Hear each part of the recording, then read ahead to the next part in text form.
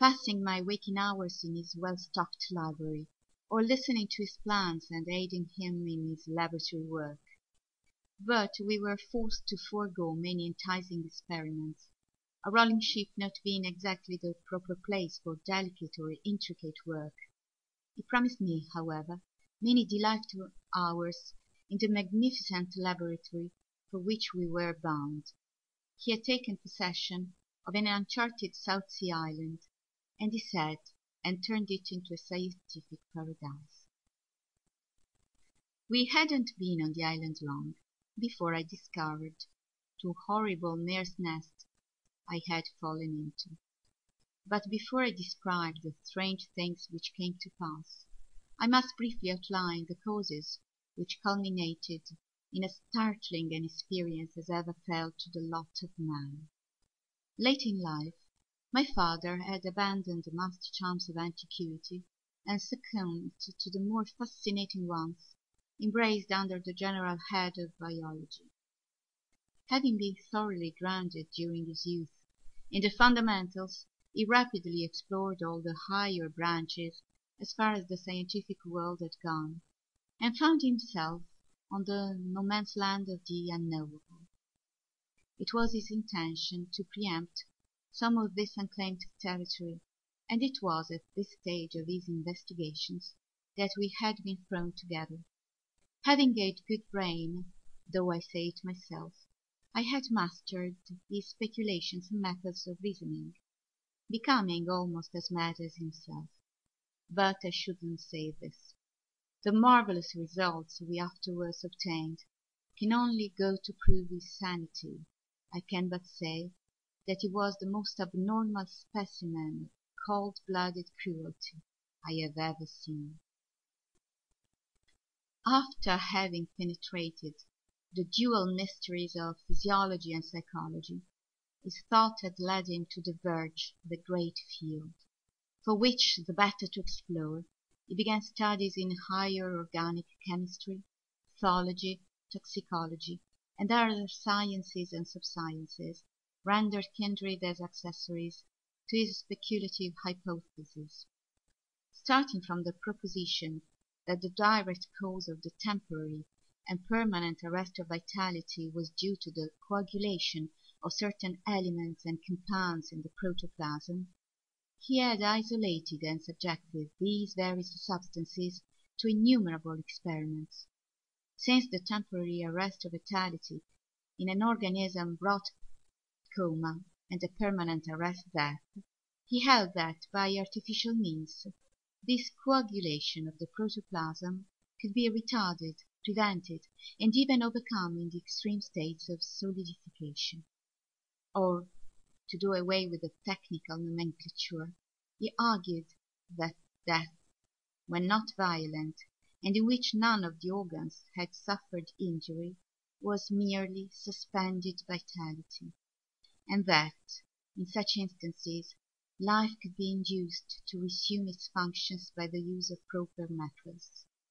This, then, was his idea, to discover the method, and by practical experimentation prove the possibility of renewing vitality in a structure from which life had seemingly fled. Of course, he recognized the futility of such endeavour after decomposition had set in. He must have organisms which, but the moment, the hour, or the day before, had been quick with life. With me, in a crude way, he had proved his theory. I was really drowned, really dead, when picked from the water of San Francisco Bay, but the vital spark had been renewed by means of his aerotherapeutical apparatus, as he called it. Now to his dark purpose concerning me. He first showed me how completely I was in his power. He had sent the yacht away for a year, retaining only his two blackies, who were utterly devoted to him. He then made an exhaustive review of his theory and outlined the method of proof he had adopted, concluding with the startling announcement that I was to be his subject. I had faced that and weighed my chances in many a desperate venture, but never in one of this nature. I can swear I am no coward, yet this proposition of journeying back and forth across the borderland of death put a yellow fear upon me. I asked for time, which he granted, at the same time assuring me that but the one course was open. I must submit. Escape from the island was out of the question. Escape by suicide was not to be entertained, though really preferable to what it seemed I must undergo. My only hope was to destroy my captors, but this latter was frustrated through the precautions taken by my father. I was subjected to a constant surveillance, even my sleep being guarded by one or the other of the blacks. Having pledged in vain, I announced and proved that I was his son. It was my last card, and I had played all my hopes upon it. But he was inexorable. He was not a father, but a scientific machine. I wonder yet, have it ever came to pass that he married my mother or begat me, for there was not the slightest grain of emotion in his make-up. Reason was all in all to him, nor could he understand such things as love or sympathy in others, except as petty weaknesses which should be overcome. So he informed me that in the beginning he had given me life, and who had better right to take it away than he? Such, he said, was not its desire, however. He merely wished to borrow it occasionally, promising to return it punctually at the appointed time. Of course, there was a liability of mishaps, but I could do no more than take the chances, since the affairs of men were full of such. The better to ensure success, he wished me to be in the best possible condition, so I was dieted and trained like a great athlete before a decisive contest. What could I do? If I had to undergo the peril, it were best to be in good shape. In my intervals of relaxation, he allowed me to assist in the arranging of the apparatus and in the various subsidiary experiments. The interest I took in all such operations can be imagined. I mastered the work as thoroughly as he, and often had the pleasure of seeing some of my suggestions or alterations put into effect. After such events, I would smile grimly, conscious of officiating as my own funeral. He began by inaugurating a series of experiments in toxicology. When all was ready, I was killed by a stiff dose of strychnine, and allowed to lie dead for some 20 hours. During that period my body was dead, absolutely dead. All respiration and circulation ceased.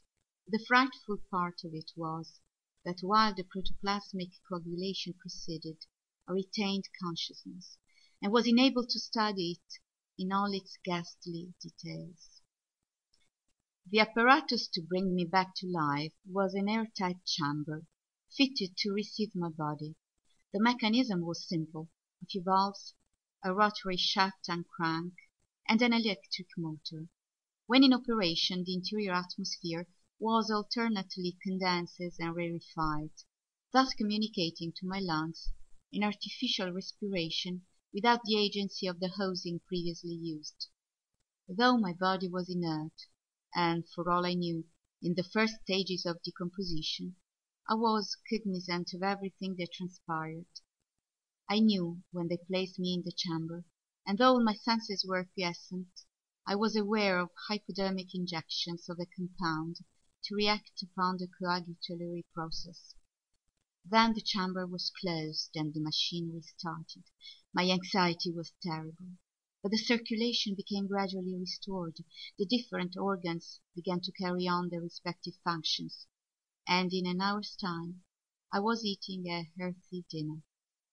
It cannot be said that I participated in this series, nor in the subsequent ones, which with much verve, but after 2 ineffectual attempts of escape, I began to take quite an interest. Besides, I was becoming accustomed. My father was beside himself at his success, and as the months rolled by, speculations took wilder and yet wilder flights. We ranged through the 3 great classes of poisons: the neurotics, the gaseous, and the irritants.